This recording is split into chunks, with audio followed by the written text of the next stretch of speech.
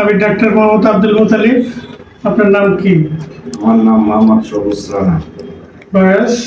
বয়স ৩৯ বছর। আপনার দেশের বাড়ি কোথায়? জেলা? বরিশাল। থাকেন ঢাকায়? থাকি ঢাকায়। তো আপনার কি কষ্ট বা কেন আসছেন যদি বলতেন। আমি আসছি। আপনার আওয়াজ সরি আগে বলে নেই, আপনার কথাগুলি কিন্তু রেকর্ড হচ্ছে, কোনো আপত্তি আছে? না, কোনো আপত্তি নেই। আবার একটা পেজ আছে হোমিওপ্যাথি চিকিৎসা, আমি ছাড়বো, কোনো আপত্তি আছে? না, কোনো আপত্তি থ্যাংক ইউ। তাহলে বলতে পারেন। এবং আমি কোনটা জানতে চাচ্ছেন? কেন আসছেন?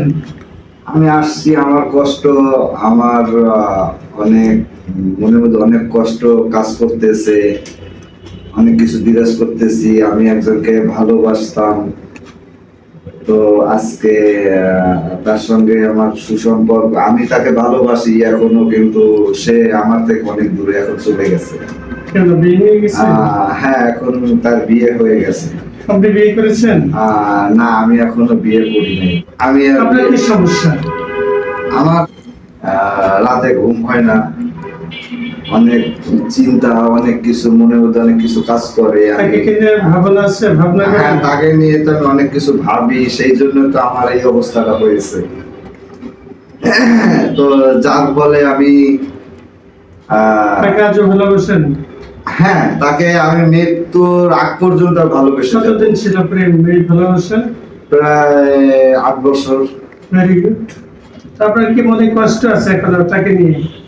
হ্যাঁ, কষ্ট তো একটু হয়, একটু আবেগ থাকে, আর এটা সাধারণত কষ্ট হবে। আপনি নিজেও বুঝতে পারেন যে ভালোবাসা যে কতটা, এটা খুবই একটা জটিল জিনিস।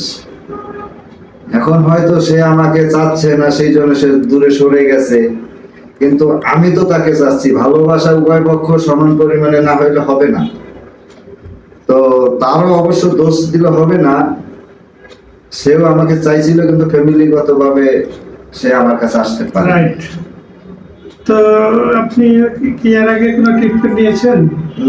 না, আমি গভীরভাবে কোনো ট্রিটমেন্ট নেই নাই।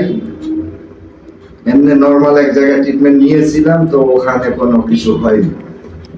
তার মানে আপনার ঘুমের আর ভাবনা, মনের কষ্ট এটাই বেশি? হ্যাঁ, আমার মনের কষ্টের জন্য ঘুম কম হয়, আমার কিছু ভালো লাগে না।